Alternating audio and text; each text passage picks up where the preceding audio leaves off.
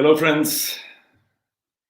This is Paavo Järvi, the third Q&A, the 9th week of social distancing and isolation.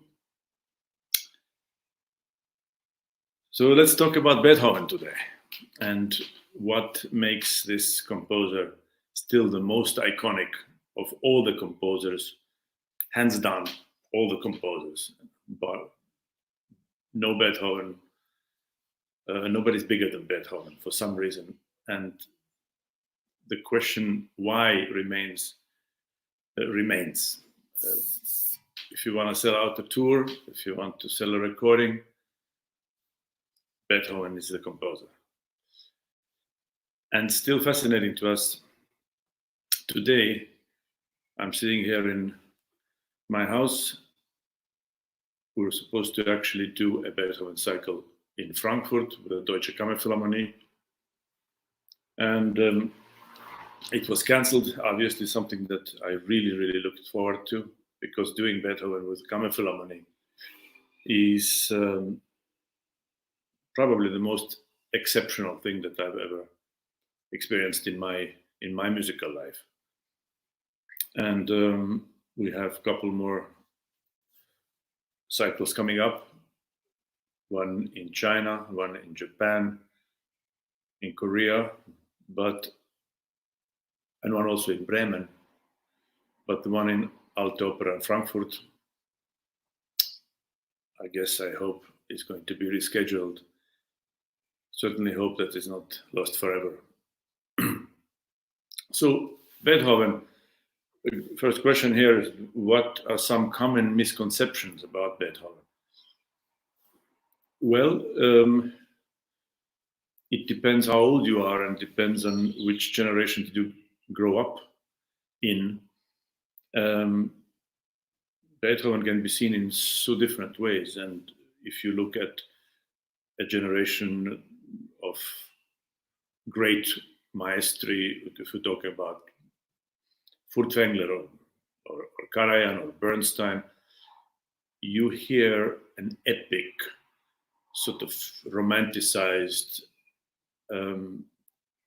version and view of Beethoven. Of course, in a way, as much as I am a kind of a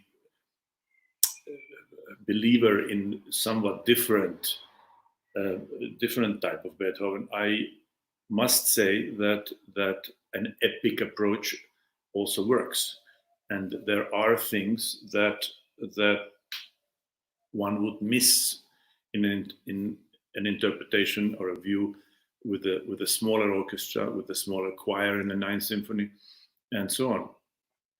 One would gain a lot, of course, by doing it with the right size orchestra, but there is something epic that's built in to the Beethoven symphonies, especially, starting from the Eroica, from the Third Symphony on, and the misconception often is this sort of Wagnerian drama that one looks, in a Beethoven symphonies, if you are a person of the generation who grew up all these epic performances. If you are a young conductor who is sort of in the 20s right now, then there's a very good likelihood of you actually encountering Beethoven for yourself for the first time with interpretations like Norrington or Honencourt and other gurus of the historically informed movement. And that is also a very, very good starting point. I must say this is not for me either or. It's not a question anymore what is right or what is wrong. Basically, any approach works as long as it's convincing. If it needs to be done convincingly, it needs to be believable. And I, certainly, if you listen to the young Karajan, especially I urge, Karajan made 3 sets And I urge all the conductors, younger conductors, the first set that he made with Berlin Philharmonic, that is unbelievable. The energy, the power, the precision, and of course, it is with a larger orchestra. It has a certain romantic undertones, which this music anyway has. But the type of energy, and also curiously, the tempi. We associate Karajan with slower tempi because of the older recordings and recordings made in older age. But listen to the young, kind of tempestuous young Karajan. That is something that is a lesson to all of us. There is no right and wrong, and I don't think that there is a question of for me, I avoid conducting Beethoven with most of the orchestras. I don't really do this as much as I would like to, because I don't think that 1 3-day rehearsal period will be sufficient to change the mind of an orchestra that has not gone through the whole sort of slow process of believing in the historically informed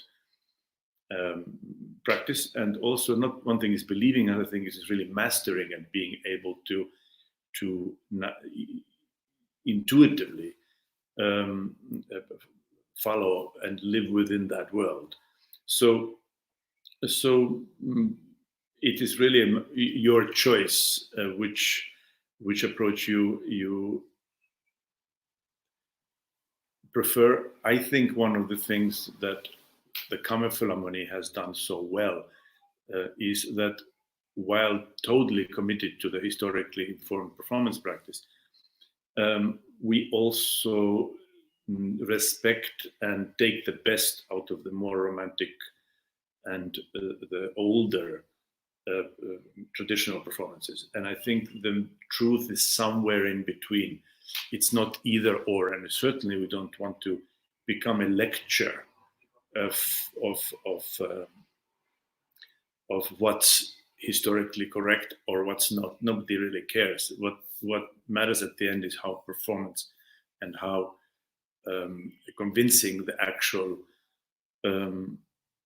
performance is. Of all the symphonies, which one do you like to conduct the most? I must say number 4 and number 1 and number 2, because these are least played and fresher and not as large and epic.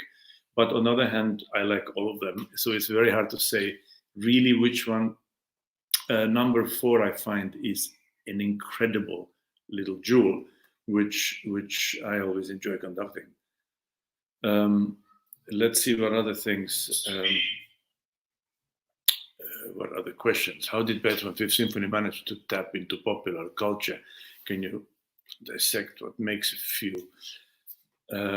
those few notes so powerful? Well, that's one of the interesting things, that it's true, there are very few pieces that have become totally recognizable by popular culture. And, people would say, ta ta ta ta, everybody they might not know what comes afterwards. But this little fate knocking on the door motive is certainly something that is used in commercials, that is used in all kinds of situations in popular media. I mean, perhaps it is the power of these 4 notes, and also maybe the interval.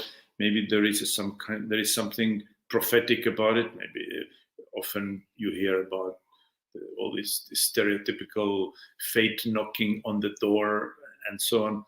One could guess only why it's so popular. It certainly has become one of the most recognizable motives in any music, and the popular culture has obviously now taken on, and it's taken on its own life of its own. So very often I wish that once people hear these 4 notes, that they could actually get a bit more interested in what happens what happens after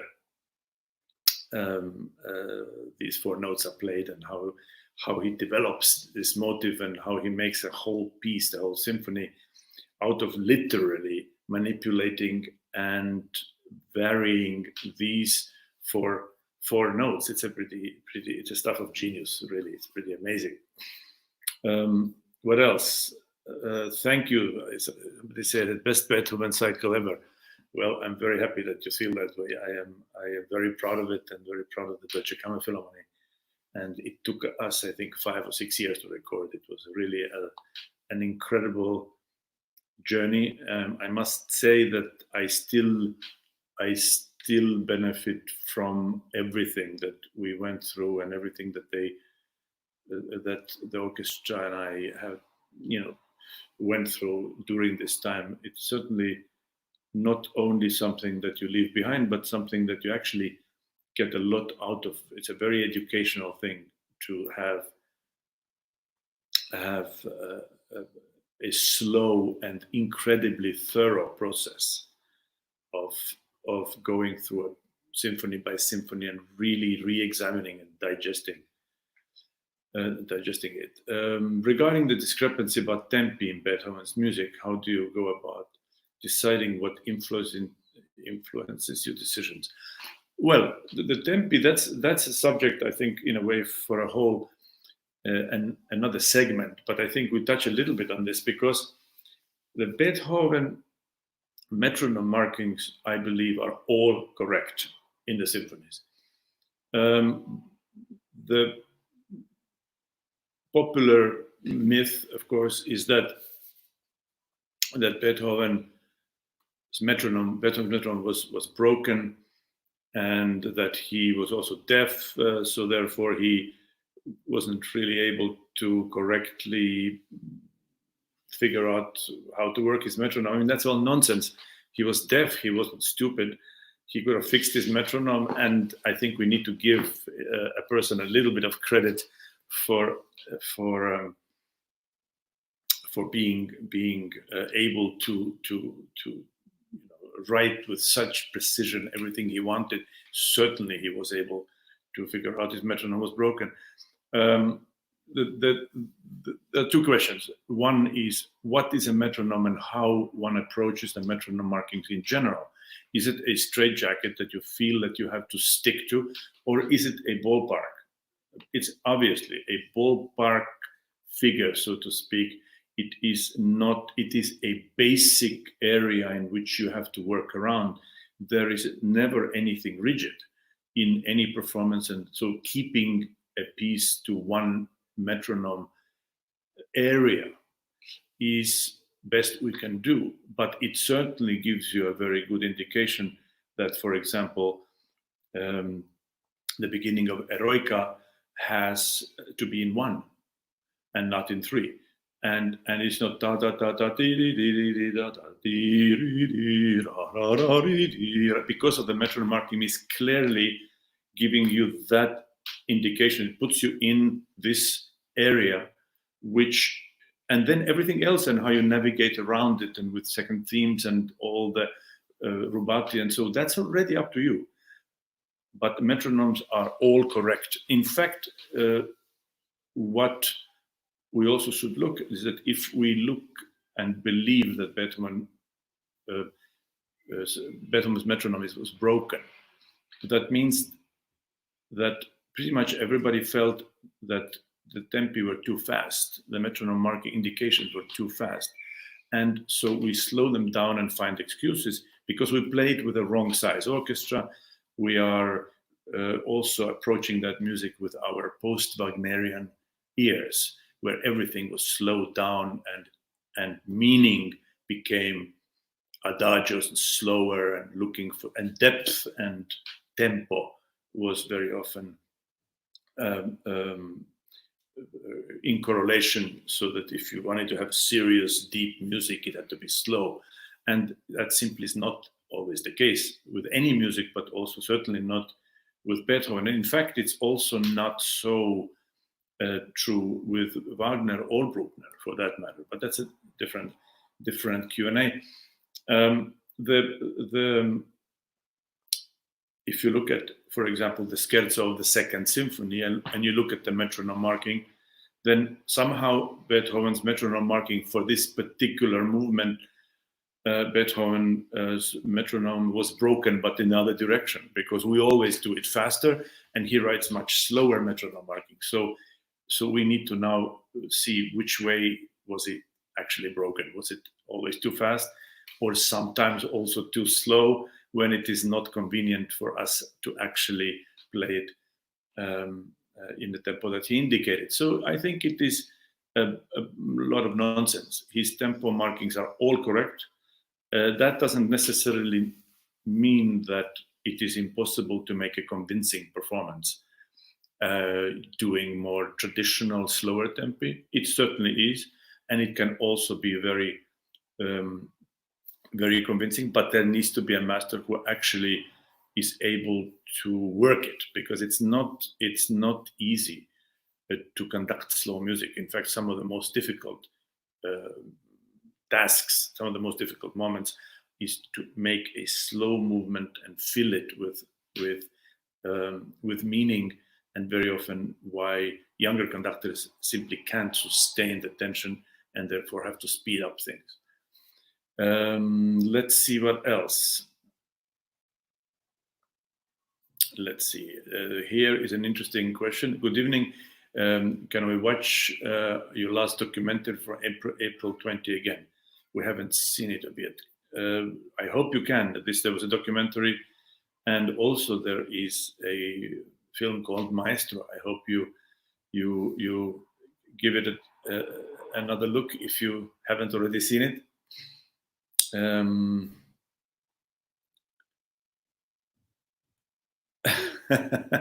Charles Coleman. Hey, Paavo, if Beethoven were resurrected today, would you want him to attend your rehearsals or performances of his work? I'll tell you, I would probably get a heart attack and would be paralyzed and not be able to conduct anything, because I don't think that having Beethoven in the audience watching your rehearsal is anybody's idea of good time.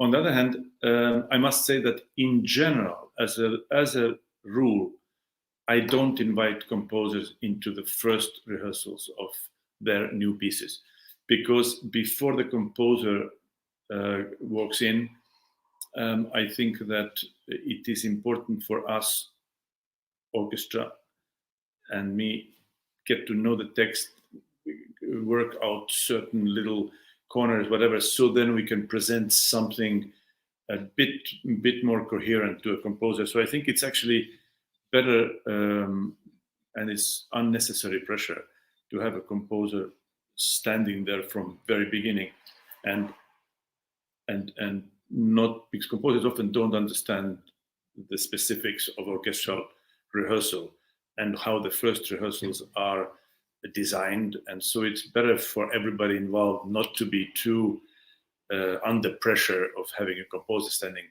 But Beethoven standing or being anywhere near your concert or rehearsal would probably be incredibly terrifying.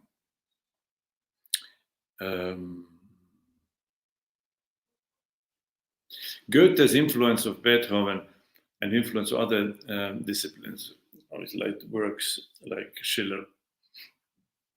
Well, it's an interesting question. I think the time, and in general the whole Enlightenment period, the influences were not one-sided. I think that Beethoven was influenced by writers, and writers were influenced by his music. In other words, there are also a search for epic themes and stories that would remain relevant and would remain have a kind of wisdom, not necessarily illustrating a story in a kind of a basic, very superficial way like Richard Strauss would in, let's say, Don Juan or Die Eulenspiegel, but sort of having enough weight in the story that allows them to write dramatic music. So I think that influence is probably there's a cross examination of influences. At the end, of course, all these great philosophers had inevitably had the ear of the great writers, great composers. So yeah, it's the time of this cross influences. Nice to see you here. The question is, working a lot on sound, how do you treat vibrato in general in Beethoven? How do you think the bowings related to the phrasing? Beethoven writes. I think it's a very good question. The sound world of Beethoven is something that one can debate, because if you listen to, for example, if you listen to Deutsche Kammerphilharmonie play Beethoven, you realize that we are coming from a very classical mindset. The orchestra is incredibly well versed in early music, in classical music, and doesn't need to think necessarily about the performance practice of that time, because it's ingrained. It's the way they play. In fact, when we started doing Brahms and Schumann and so on, we had to actually learn how to make things sound a little bit more romantic, because it wasn't in the DNA of the orchestra, so to speak, as much as it was with Beethoven and Haydn and so on, and Mozart. So the sound is subjective, depends on which part of the aisle are you coming from. Are you working with your own orchestra that has an understanding of performance practice? We in Kammerphilharmonie always call ourselves that we are very hip. We are hip because historically informed performance practice. So we always joke that this is hip. Either you are hip or you're not. Let's face it. The thing is that if you come and listen to Beethoven played by Berlin Philharmonic, it's also irresistible, because they have a fantastic sound. They don't necessarily have the, in their DNA, the kind of historically informed conception. But what they do with Beethoven is fantastic. So in a way, it can work both ways. When you look at the orchestras today, where most of the even most historic and important orchestras in the world are all young, because the generation change has happened more or less. Most of the younger players now are in leading positions. Very few of the people in Berlin Philharmonic, not so many, for example, have played with Karajan. They are already hired after. So they are much more open, of course, and much more aware of different sound worlds. When it comes to the bowing and phrasing marking, that's a very tricky question, because they are not always the same. A bowing is a technical, practical thing, and a phrasing is a musical indication of a larger direction of a phrase. But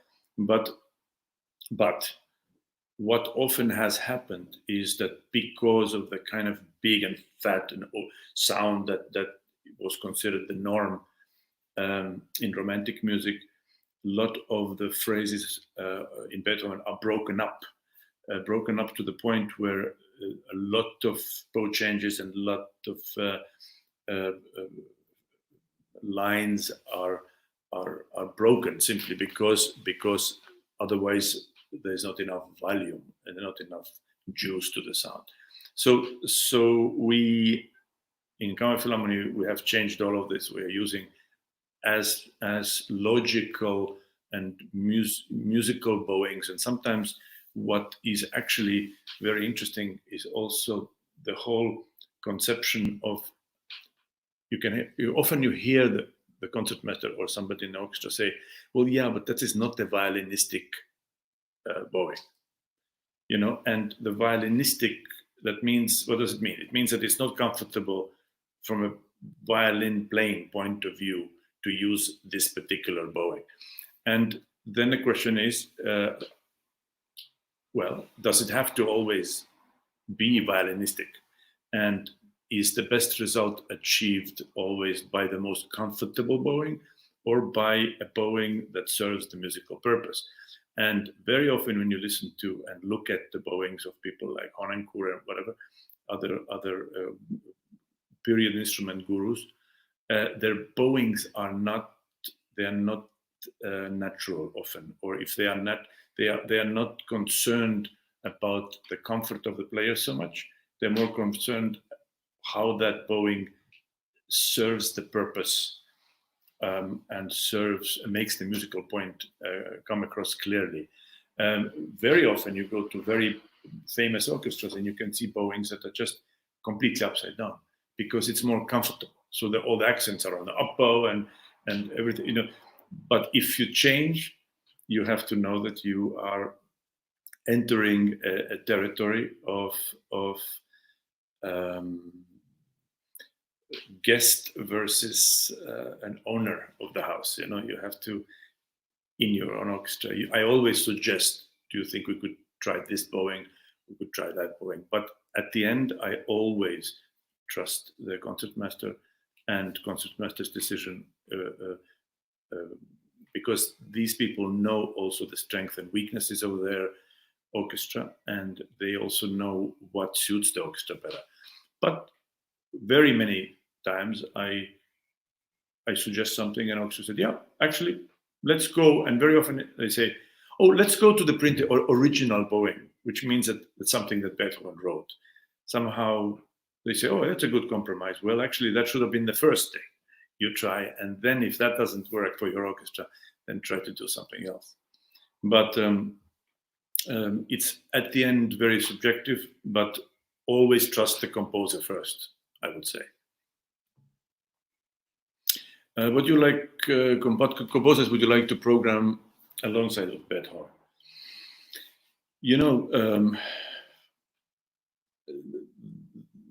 The possibilities are endless, because Beethoven, in a way, always going to be the dominating part of the program. So if you have a piece of Beethoven on the program, that will always be the starting point, because this will always be the strongest moment on the program. And there are certain things that I wouldn't put next to Beethoven, and certain composers I think go better together than others. One of the things that I've always liked to do is to put some Sibelius or Nielsen with Beethoven. Somehow it works for me. Then one of the only composers, and I remember my father and I talking a long time ago, when I was much younger, and he said something that totally I agree with, and something that is so true, but I didn't think of it, like so many things that I didn't think of, and he told me, is maybe the only other composer who has a similar inner strength and inner power, the kind of relentless, only this way and it cannot be any other way. That other than Beethoven, I find, is Nielsen, Carl Nielsen. I find that the similar sort of uncompromising inner strength. So these composers go really well together. But possibilities are endless. You can do anything from classical music, but you can also, I wouldn't put a Beethoven piano concerto and a Rite of Spring in the same program, because I think it has no elegance. It's not elegant, but it's also not, they will eat each other. That you will not know what is the point of this kind of program. I would certainly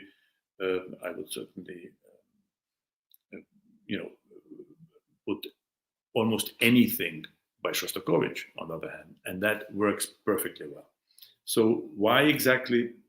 I don't know. It's a matter of taste. It's a matter of style. It's a matter of an elegant solution.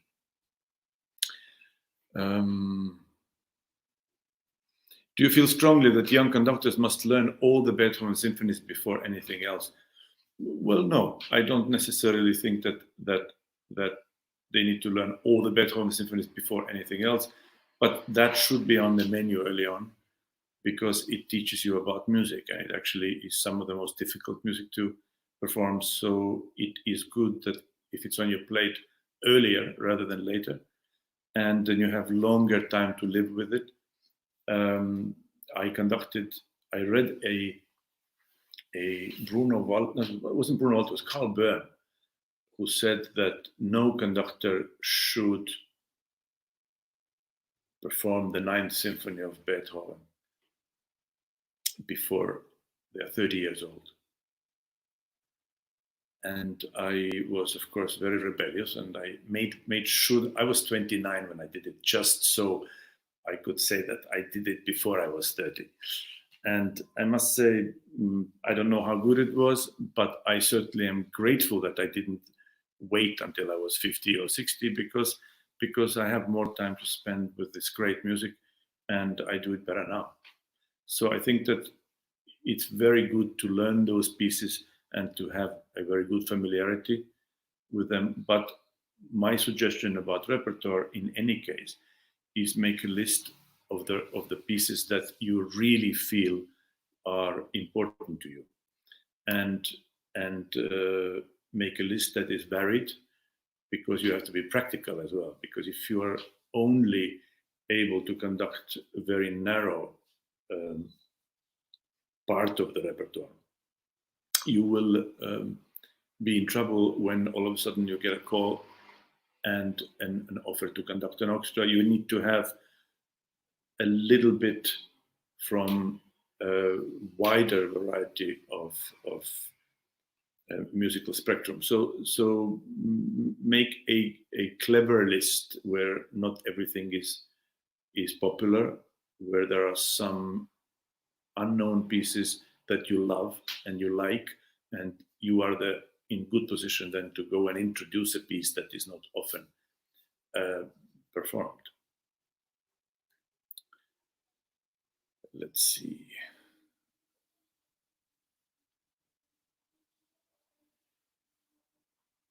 This is a very involved question here.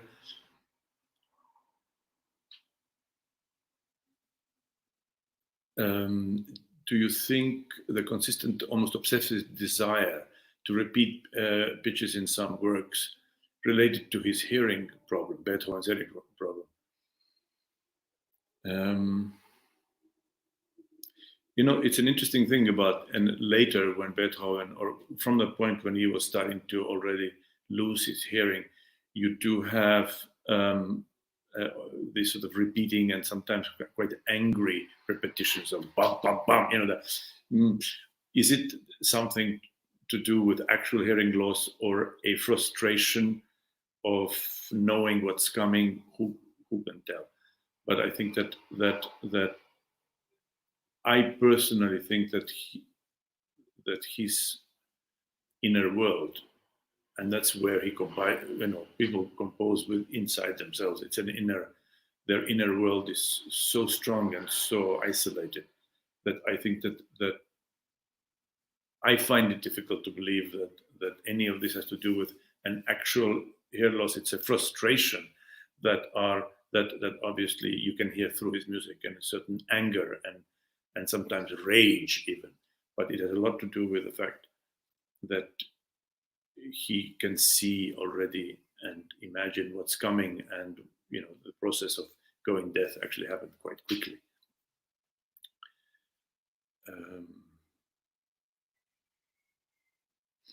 Could you tell us if and how did the recording of all Beethoven symphonies with the Deutsche Kammerphilharmonie change Paavo and his view of these pieces?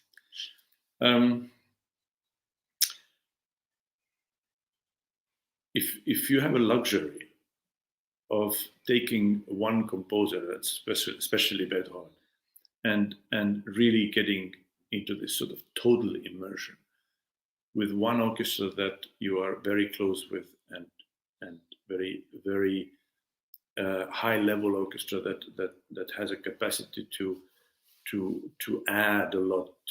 Because our work with Brahms Philharmony is very collaborative. Everything is discussed openly. Everything is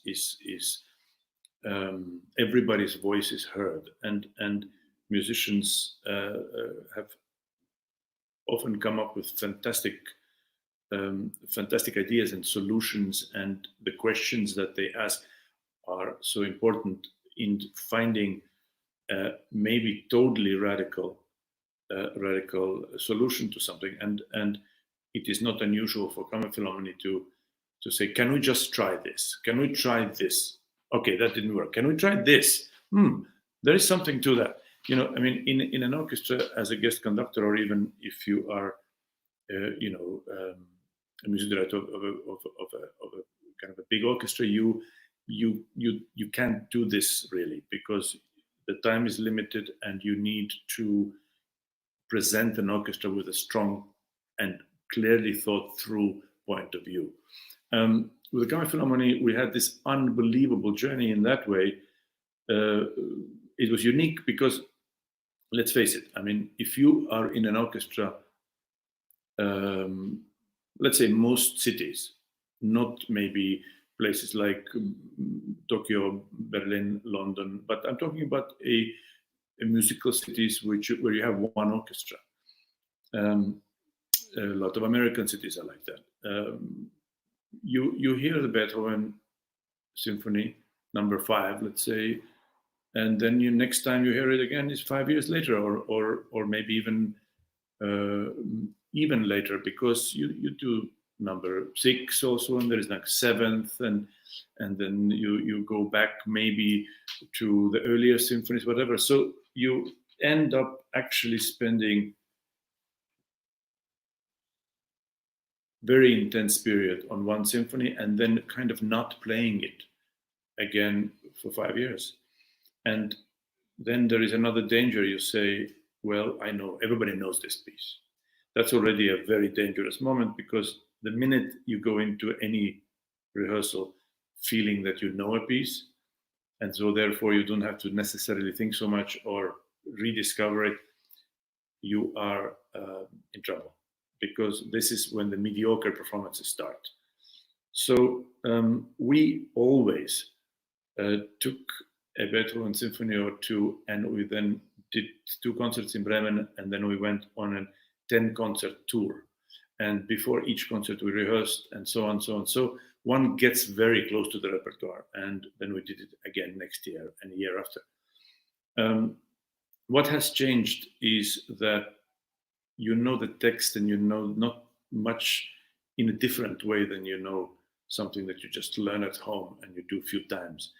You internalize it. It becomes part of you in a way that you also develop a certain collective book of agreed vocabulary, so to speak. So a lot of the gestures become more convincing, because they are exaggerated, because they are everybody is there, not accidentally reading things from the score, but actually trying to accentuate all of the things that we discovered together. So in a way, you have different type of ownership if you do it the way we did it with the Brahms Philharmony, and I'm very, very grateful for that. Let's see what else.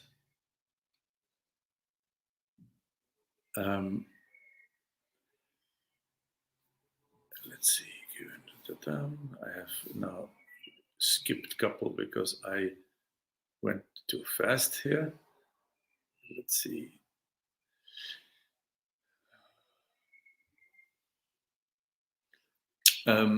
Given the current situation, social distancing with orchestras in Europe, at least in the near future, are you open to presenting Beethoven Symphony in reduced orchestrations arrangements?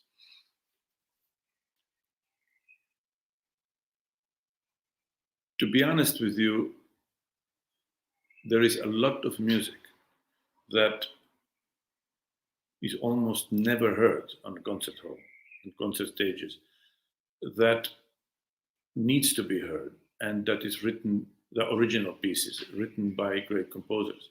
In fact, I've been compiling a list of all the interesting and lesser known pieces that one could do just now because of the social distancing and because of the new requirements of the distance between players.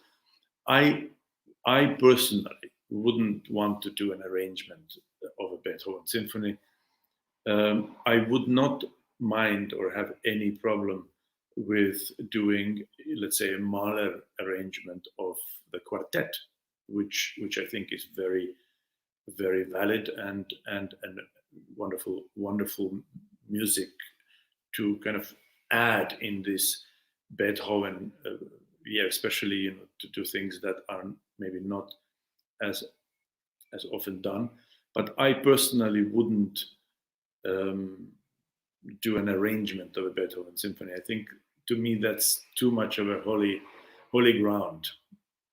I would, on the other hand, I wouldn't mind doing an arrangement of a Mahler symphony or something else, but Beethoven, I personally wouldn't. I don't think that there is anything wrong with it if you want to do it. For the teaching purposes, and if you actually have a conducting masterclass, then doing it with a slightly reduced version is possible, because the goal is teaching the conductor rather than the performance of a piece. But I personally would choose another composer. I wouldn't touch Beethoven. Let's see what else.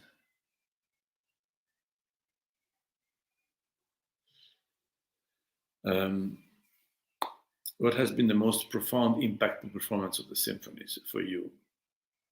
Well,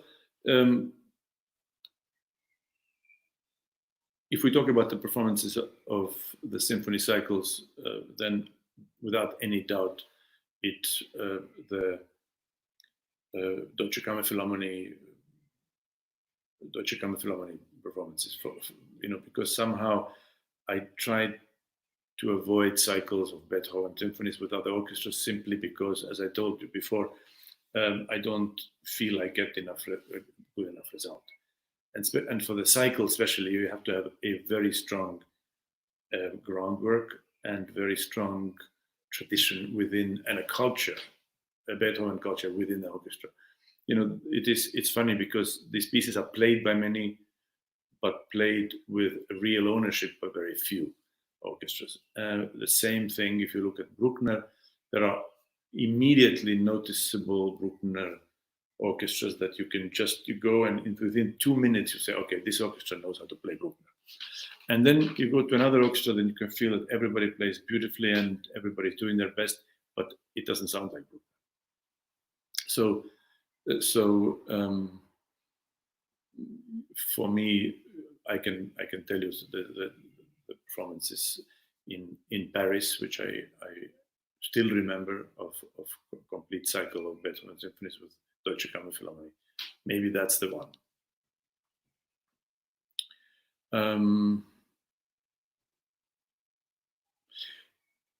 Do you consider Vienna and its strong cultural and musical tradition influenced Beethoven, and if so, in what ways?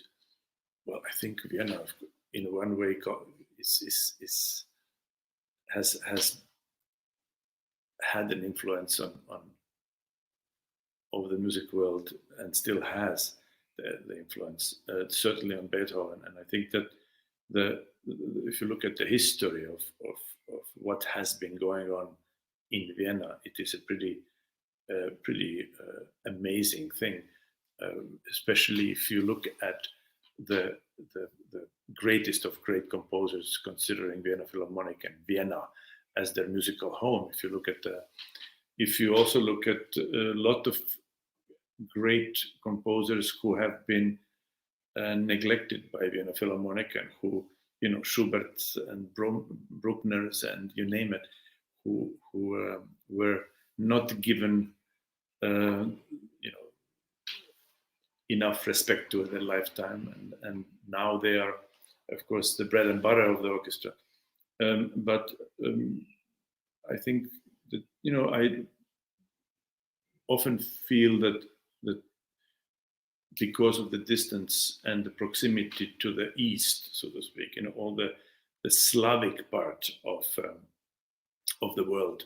If you look at the Hungarian, Czech, and everything that is so close to Austria and Vienna, you have this amazing traditional mix and the fantastic influences of other music that was considered slightly, inferior, I suppose, by composers of that time. But at the same time, they had influences, all the Hungarian dances and the Hungarian influences in Brahms's music, for example. And so yes, Vienna is an amazing and powerful influence, I think, on Beethoven's work. In general, I think that it was a different world and different. Vienna was when the line was drawn between sort of accepted, civilized, and all the rest. And of course, looking at the world today, it seems absurd because we know very well what great musical cultures existed outside of Austria and Vienna, but still the sense of superiority and the kind of amazing sense of ownership of culture, that was Vienna. And to this day, they feel the same way. Rightly or wrongly, they still feel that they have a very strong influence. Do you feel that the collaborative nature of the way you work with Kammer Philharmonie can sometimes get a little chaotic? How do you handle this? Oh, it can get very chaotic. And in a way, you handle it like you handle every situation within your family. You have to know when to let people speak, and then you have to know when to say, now let's stop talking and actually play something. And then at the end, there are possibilities of somebody has to make a decision which way, what did we just agree on? And often you have to then say, look, I know that there are 2 or 3 options, but I prefer this, So there is always a need for a moderator, but with the Kammer Philharmonie, it's a group of exceptionally smart people and exceptionally musical people.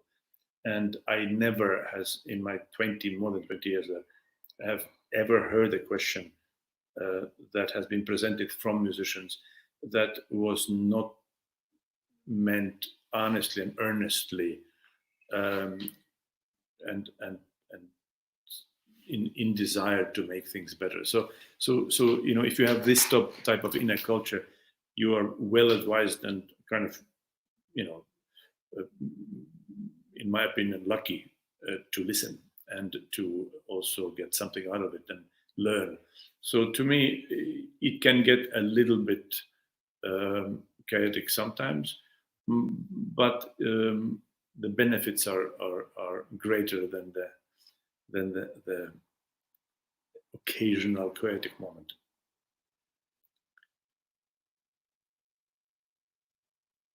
How do you feel about modified orchestration by scholars or conductors? It depends what you mean by modified. I don't think I would never play with text. But if you mean modified, a smaller orchestra and the correct size and so on, then I'm all for it. I think that playing a Beethoven symphony with 90 people is absurd. It's simply not feasible, especially early symphonies, unless it is some kind of a heroic historic moment like Bernstein conducting the commemoration of Berlin Wall coming down. That's a different thing. But I don't feel that playing it with original size and correct proportions is a modification. In fact, I think more and more people are now finding that that's a preferred way.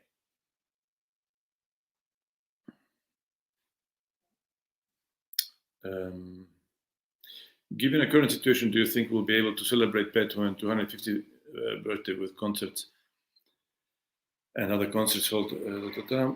I think that if we're lucky, and this is, nobody can tell really, nobody's clairvoyant, but I think just like the Olympics are going to be postponed, and next year in Japan they will call it Olympic 2020, I think we will do the same thing with Beethoven. We sort of skip 1 year and do and celebrate in real fashion year after. I certainly hope that's the case with our Beethoven cycle and many other concerts that are now cancelled. Right now, in fact, I would have been conducting Fidelio performances in Zurich, in Tonhalle.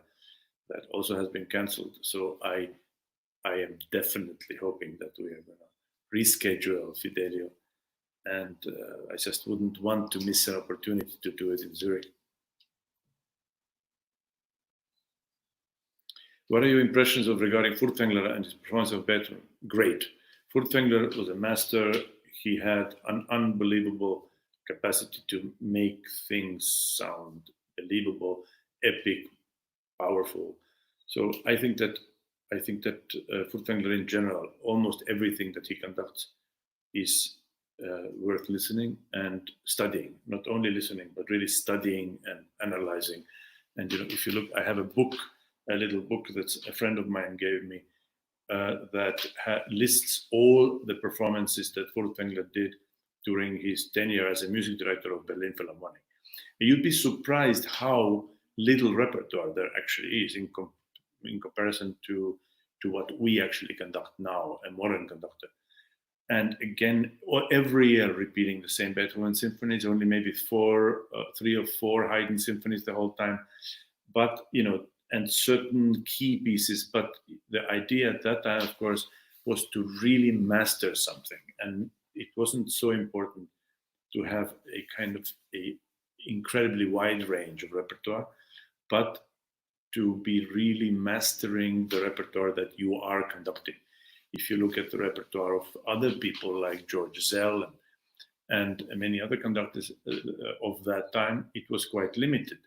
In fact, and also Ravinsky, always the same pieces, same Tchaikovsky symphony, and taking 10 rehearsals and then deciding that they are not ready to do a concert and canceling the concert. And often during the Russian times, they also they would announce a concert when conductor thinks that now they are ready to present a concert. They will be just rehearsing until they then have reached the point where they feel that now we are ready to present a concert, and then you announce the concert and the concert is going to be held. Of course, it's not the way we live anymore, but there is something to it. How do you make markings in your scores? If yes, do you make markings? And yes, what kind and why? Structure, enter different colors. I make a lot of markings in my score, everything from the structural markings to orchestration to notes to myself about not rushing here, move Fließend from this point on, and so I make a lot of markings. And in fact, for me, this is the way I learn. I don't only learn by looking. I also make notes after performances. I make certain notes about certain places which I was not happy with and where I need to rethink the transition and how the tempi need to be just modified in order to be able to make a transition unnoticeably and so on. certain entries, certain little details in the score where you don't notice unless you study it, that all of a sudden second oboe has joined in, and little things that you really need to investigate with a fine magnifying glass. And these things I always write down. I don't often use colors, because often what I write down I need to erase, because some of the markings that I made 5 years ago make absolutely no sense to me now. So it's a progress and process driven situation. But I don't think that one can remember everything by just looking at the score. I think it's always write notes to yourself. I leave even little yellow post-its in my score sometimes, and then 2 years later I come back to the same piece and I find that little reminder that I left myself 2 years ago. And it's as if the book opens in the right spot. You come back to this moment without a second of hesitation, because somehow it makes you remember everything. To me, that's the way it works. Markings are good. All right, let me see. There's a lot of questions. Thank you for tuning in. This is a really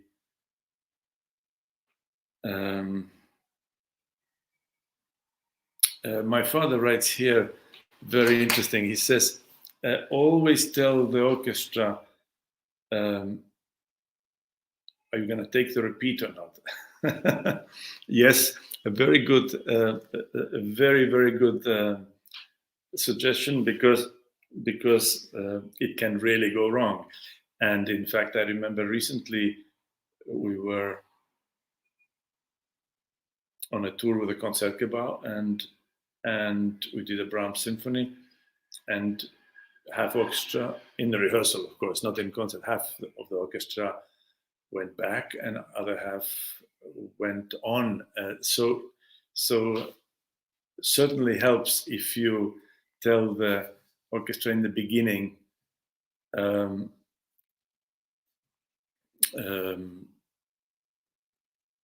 and if you by any chance are in a situation where you don't have rehearsal, because my father with Knappersbusch, he writes here, very nice. My father is listening, Teresa, that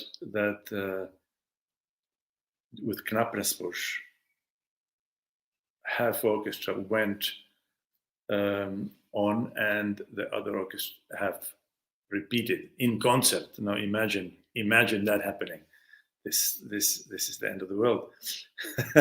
So yes, tell the orchestra repeats or no repeats in the beginning.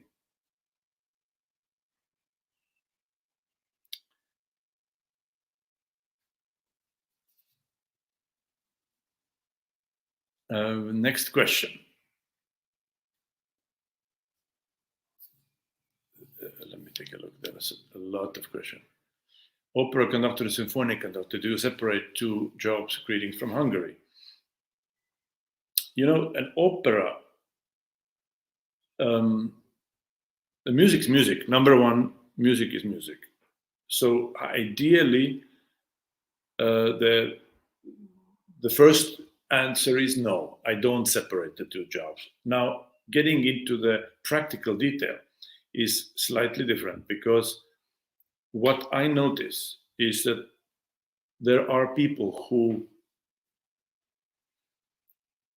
love theater, everything about theater.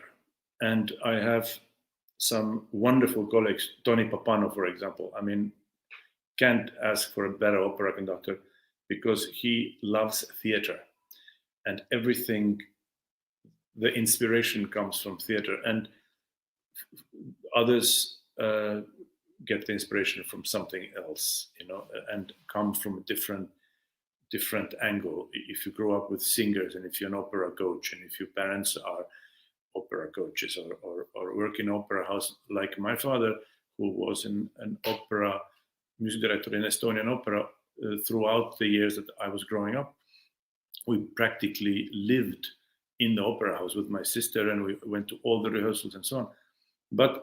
But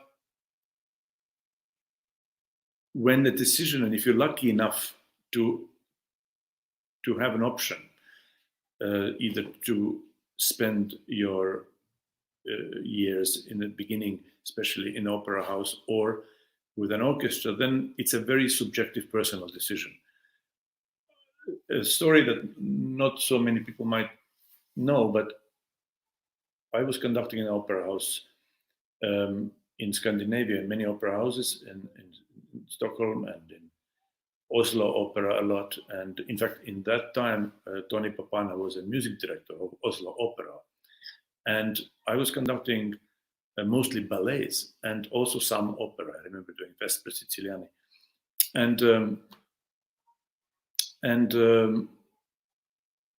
there was a moment where they invited, after Tony left, and asked me, would I like to become a music director of the opera? In fact, I already signed the contract. At that same time, I was asked to become music director in Malmö. And I was forced to sit down and really think. And it was a very difficult decision. Should I spend, 4 or 5 months of a primetime season in the opera pit in Oslo? Or could I spend that time conducting a symphony orchestra and learning symphonic repertoire? At the end, I realized that I don't love theater per se as much. I love it, but not the priority wasn't theater. Priority was symphonic music, because I grew up always in awe of an orchestral music, pure, symphonic music, not operatic music. So I think both an opera certainly is very educational, and if that's how you spend your musical life, wonderful. It's not a question of any kind of judgment. I just think try to do both. Right now, I mostly conduct symphonic concerts. Now and then, I do an opera. We did last year, I think, La Scala. We did Don Giovanni and Fidelio in Maggio and a few other things that now I hope my Carmen is not going to be cancelled at the end of August in Tokyo. But for me, it is a little bit like a cherry on top of icing on a cake, so to speak. I think I'd rather do less and very selectively, because an opera is a very complicated existence. Because if you are a music director in an opera house, you have the choice of singers, choice of repertoire. If you're a guest, you never know really what happens with the cast, who is going to be directing the opera, and what kind of production it's going to be. So there is a lot of little hidden secrets and hidden corners which you have to be very, very careful about if you do an opera in an established opera house as a guest. Having said that, if you conduct Don Giovanni, then you feel like there is no better music ever written. So do both. What is your favorite symphony to perform? I can't answer this question because there's too much music. But even with the Beethovens, I can't answer this question, because every time, I often long for pastoral symphony. I don't remember thinking I really want to conduct the Fifth Symphony of Beethoven again. And when I conduct it, I love it. But the pastoral, I sometimes feel like I would love to do pastoral symphony. I don't know. It has a certain special place in his symphonic output. But for me, there is something so beautiful and so philosophical about it. It's like you can look at it as a picture of a nature. You could also look at it as a cycle of life. You could look at it very philosophically or very directly, and it works in every way. And there is something, just the way it starts already changes the way your heart beats. It is something extraordinary.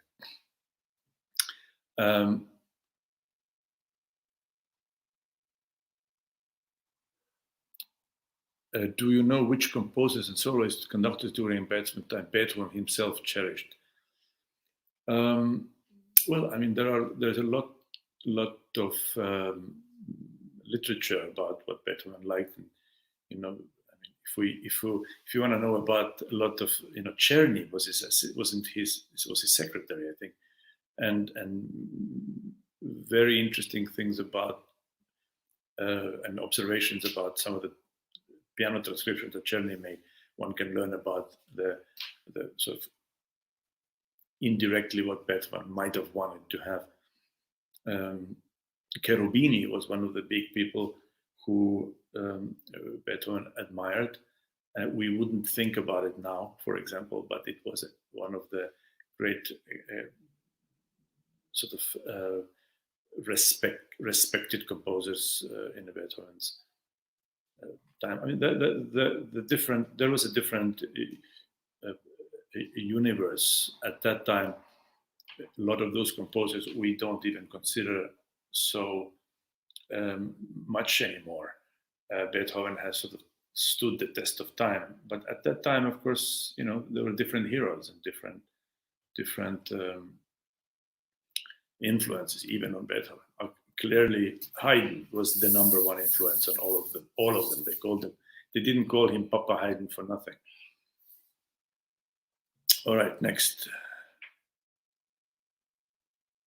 Thank you again. Somebody is saying nice things about our Beethoven cycle. Interesting, good question. Which set of parts do you prefer, Bernreiter? Do you correct something, add from the manuscript all the prints? Yes, we use the normal Delmar's Bernreiter edition.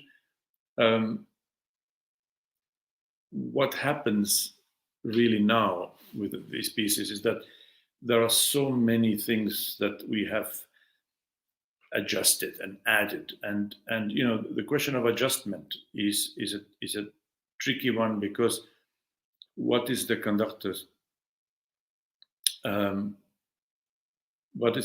job? I mean, in so many purists will say, well, I don't like when people play with a text, or Beethoven writes forte, it needs to be forte. Well, it's not so simple, because there are acoustic considerations, balance considerations, all the things that are very, very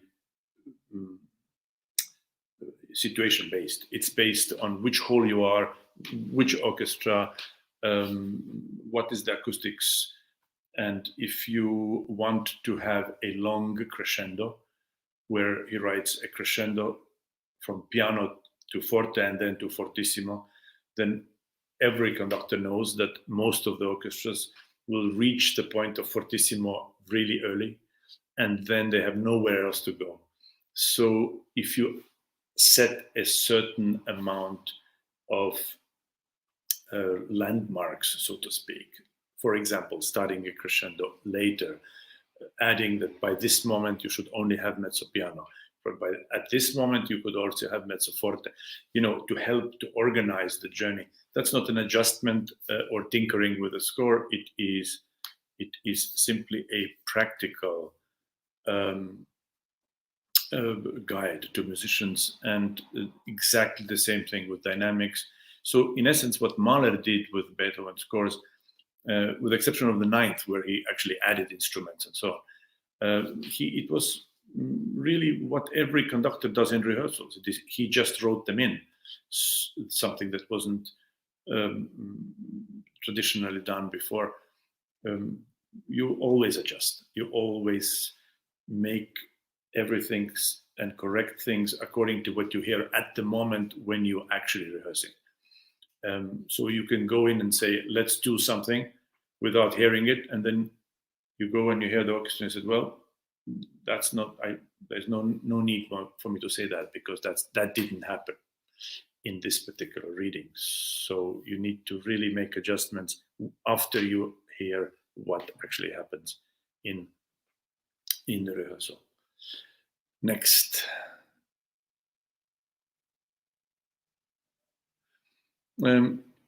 Another good question from Russia. Articulations and which materials to use. I use Bärenreiter. Most and all the articulations in there are trustworthy. There are, at the very end, you have to always make your own decision, but articulation and bowings and so on, if you have the newer text, you're well served with Bärenreiter. The new edition of Breitkopf would also be fine. Choose a edition done by a scholar. I actually think that the edition by Normal Demar is very reliable. My father writes, do you know Beethoven's 10th Symphony? Well, there is actually a CD where somebody has reconstructed it, but I certainly haven't seen a score. And you know, it's a very tricky thing about these reconstructions, because I have some very dear friends who swear for the Derek Cook version of Mahler is a great piece. It might be a great piece, and I certainly have heard some very convincing performances. It's not Mahler. It's not, for me, that is a guessing. A lot of it is a guessing game, and just like all of these reconstructions. So nothing wrong with that whatsoever. But if you decide to do it, then it's your choice. I wouldn't be my priority. Let's put it this way. But it is certainly musicologically interesting, like the 10th, the last moment of the 9th Symphony of Bruckner.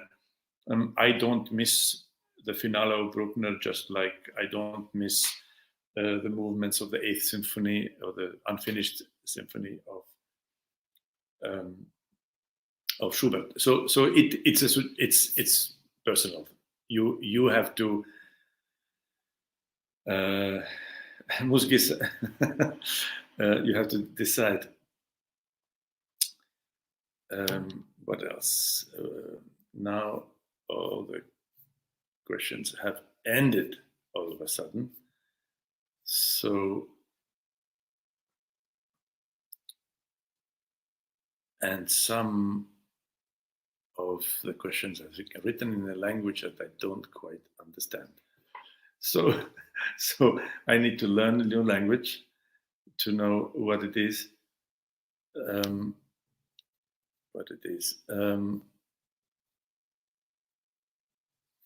Okay, yeah, here's one more.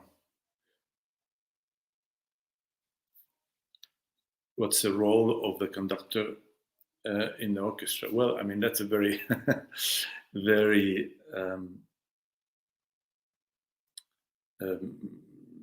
that's a big question, because the role of the conductor is to create the right atmosphere so that musicians can play at their best and bring enough of a point of view so that you can that the musicians have a feeling that there is somebody who has something to say about the piece.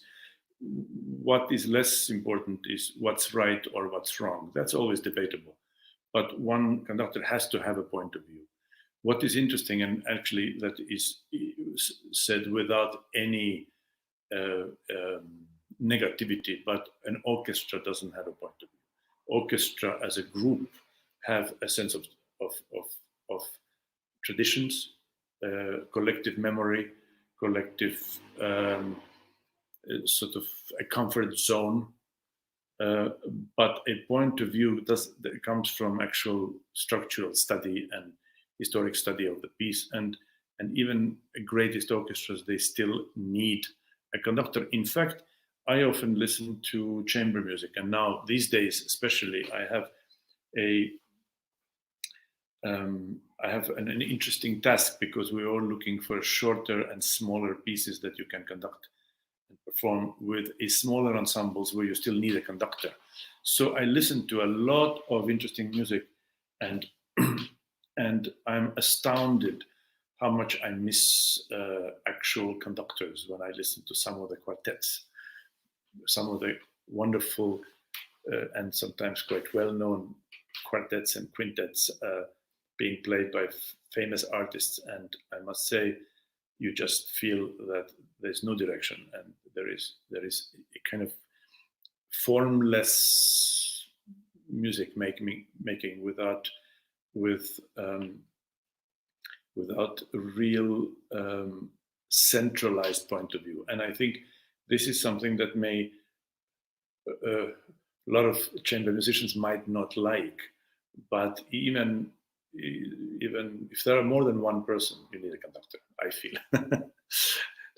I know people will hold it against me, but I say it not necessarily in a negative or patronizing way, because of course it depends who those musicians are. Very often that conductor is a coach, and the chamber music coaches in fact are the ones who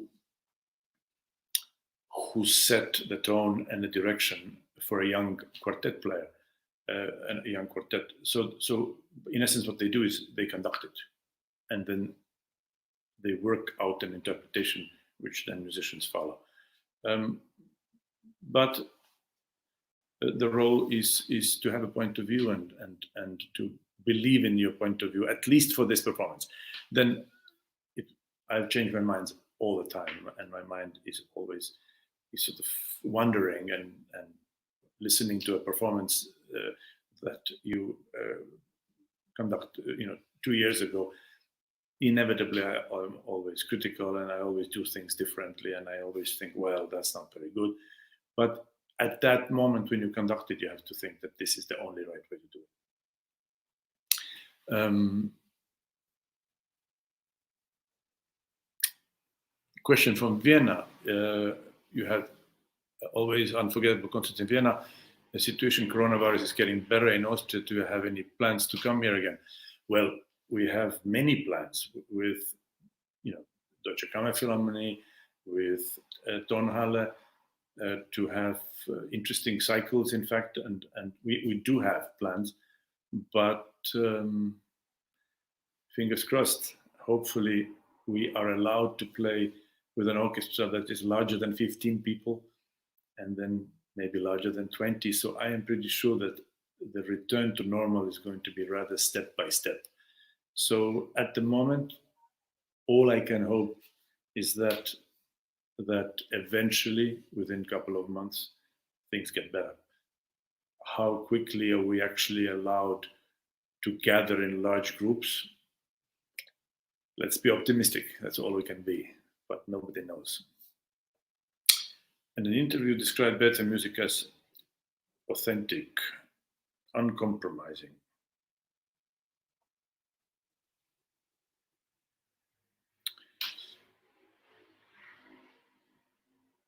Authentic, uncompromising. Being authentic seems like a necessity in times of crisis. Do you think this makes Beethoven music more relevant in 2020?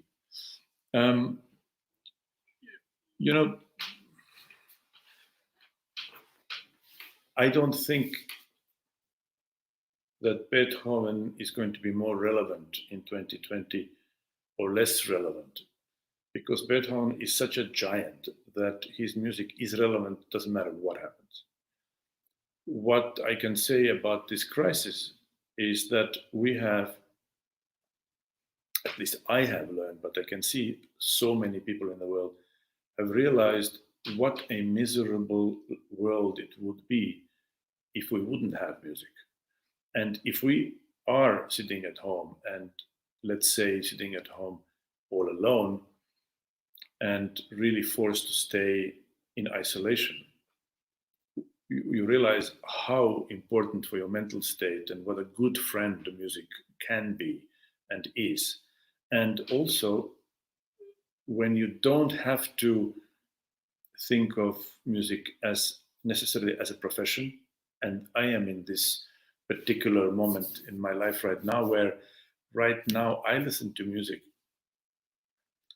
um, and mostly I listen to classical music.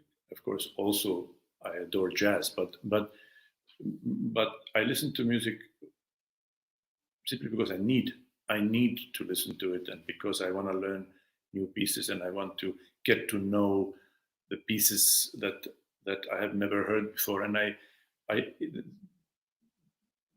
the discovery of something new is so exciting, and it is such a wonderful sort of activity that you can do and have when you are isolated. I cannot. I was just thinking.